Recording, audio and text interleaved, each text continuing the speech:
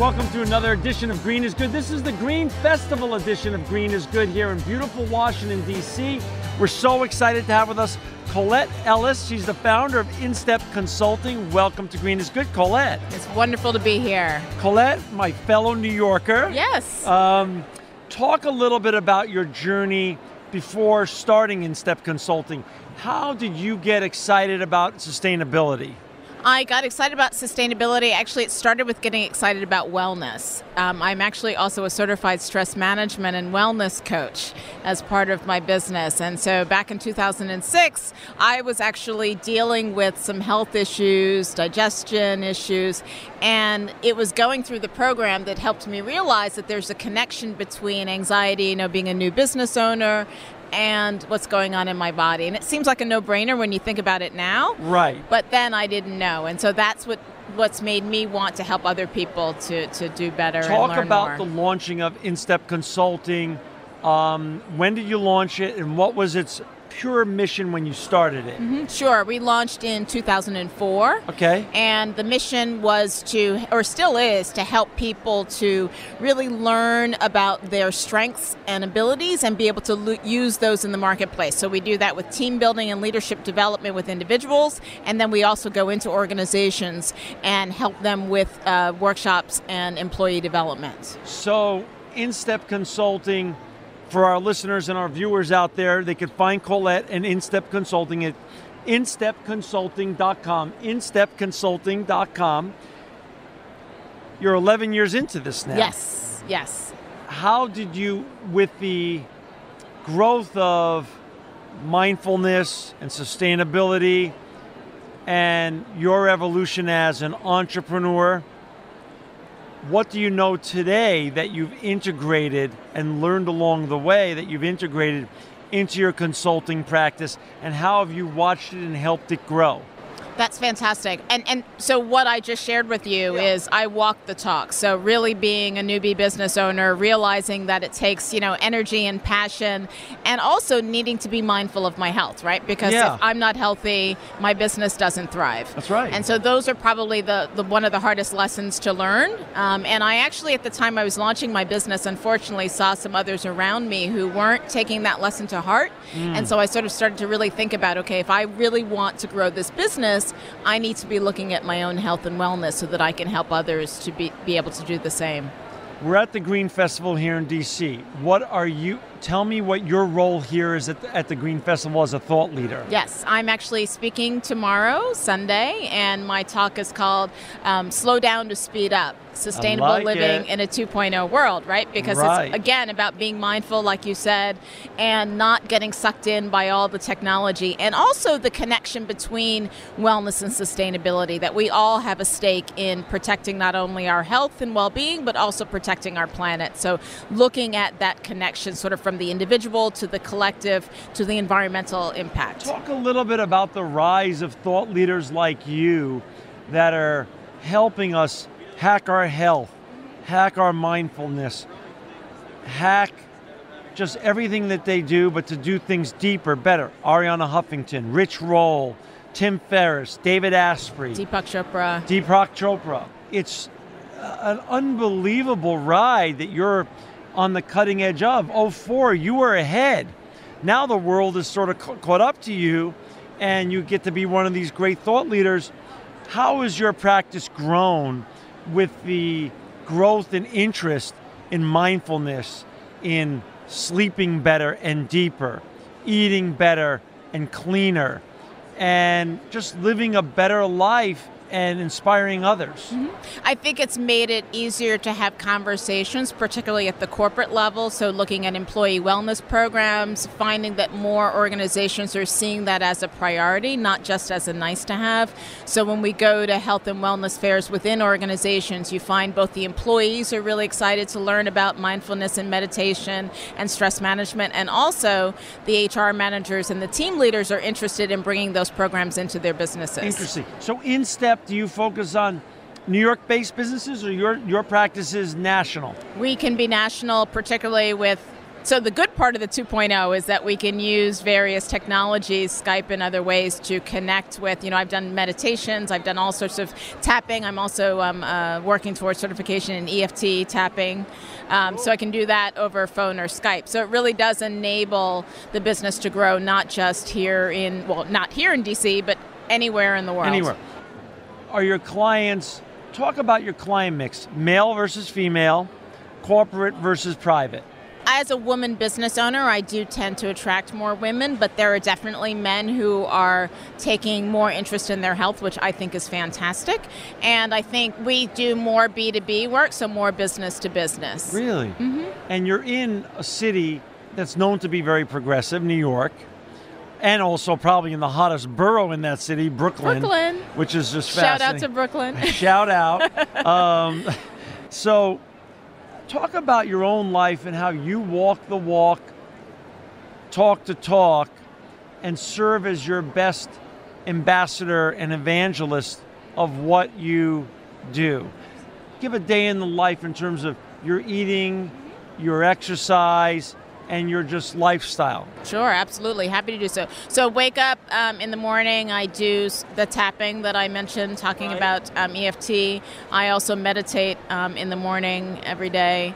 And then I'm a newbie runner, so I've done a couple of 5K races. So I really do aim to walk the talk so that, and I talk about that in terms of transparency with clients. And I'm also a new composter, been composting now for 6 months and helping to, hopefully seeing that New York City Organics program grow in the next. It's a great program. It's a great program, and I really hope that they continue to do it. Talk about sleep a little bit.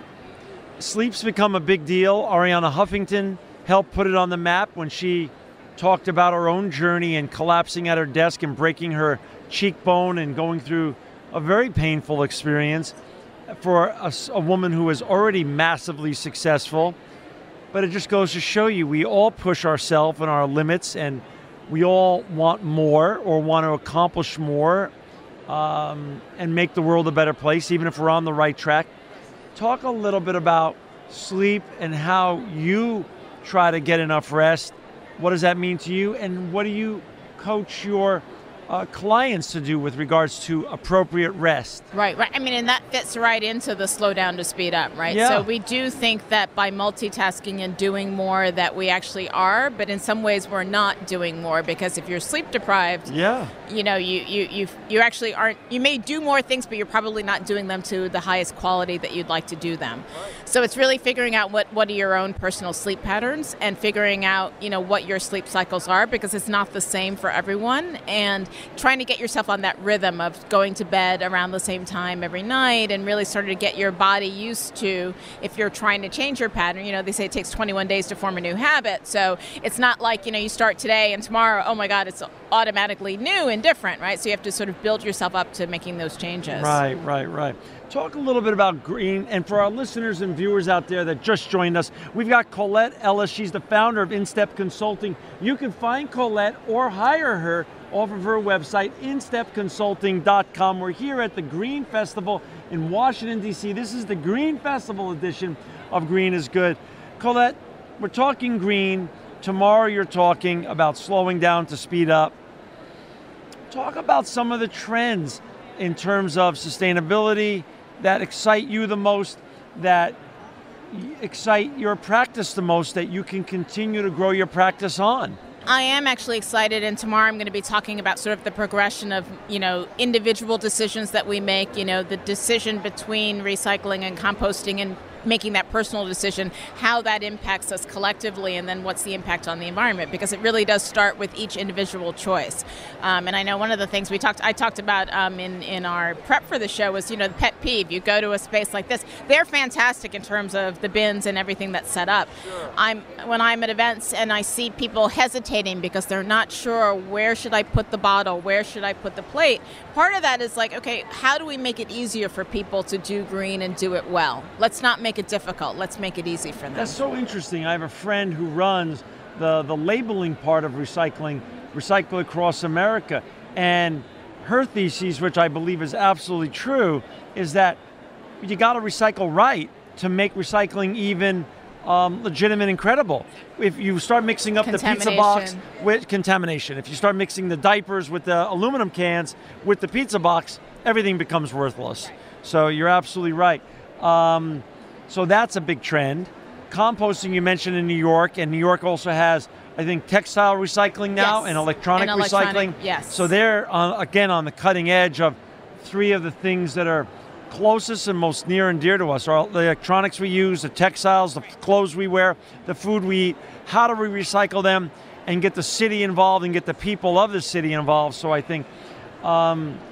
And like I said, I think people do want to. I mean, I'm a newbie composter, as I like to say. So, and once I found out how easy it was to do it, it's a no-brainer. We talked about sleeping a little bit. How many hours a night would you say you sleep? Aim between 6 and 8. 6 and 8, which is sort of the norm of good sleeping hygiene. Right. And that's the transparency, right? I can't sit here and say I sleep 10 hours. When do I get any work done, right? So it's looking at sort of what's the balance and what works for you. How about food? How important is eating well to you in terms of clean? I mean, and where are you in the spectrum? I mean, by choice, I don't eat meat, but that's just my choice. So always looking at sort of whole foods and vegetables and plants and that kind of a thing, and looking at buying locally when I can in New York. And events like this are fantastic. I always feel like my system feels so much better after these events, between all of the different probiotics and all the great things that you can drink. It's like for a day after the Green Festival, my body is so happy. Exactly. That is really great. Talk about your business practice. As you say, more HR directors are open to wellness programs. How has that now grown since 2004 to 2015? And how are you out there? How do you go and reach the HR directors of the world? So one of the ways that I talked about, we have a couple of partners that we work through that organize corporate health fairs for employees. So that's one way. So we will have a table and we'll be sharing information with employees and then connecting with the HR directors directly to talk about different types of seminars and programs that we can do. Attending similar events like this, but within the HR and training and development industry, to meet again with those influencers that want to bring in wellness programs into their organizations. And what can our listeners and viewers find on your website? If they go to InStep Consulting, what resources do you offer there? So there's a section actually talking about the Coping with Work and Family Stress program, and there's actually a stress skills ladder. And so talking about how you can continue to move up the ladder and use more proactive ways to manage stress, like some of the things we've been talking about, managing your response and meditation and positive affirmations, all the way up to problem solving, which is really trying to look at how do you remove some of the stressors or triggers in your life. Any final thoughts today before we say goodbye here at the Green Festival? This is fantastic, and I've had such a great time talking with you. A fellow New Yorker, doing green, doing good. Thank you. And for our listeners and viewers out there that want to do green, that want to do good, and that want to make yourself or your business better, contact Colette Ellis at InStep Consulting. Go to instepconsulting.com. You can find her there. Colette Ellis, thank you for making the world a better place. You are truly living proof that green is good. Thank you, John. Thank you.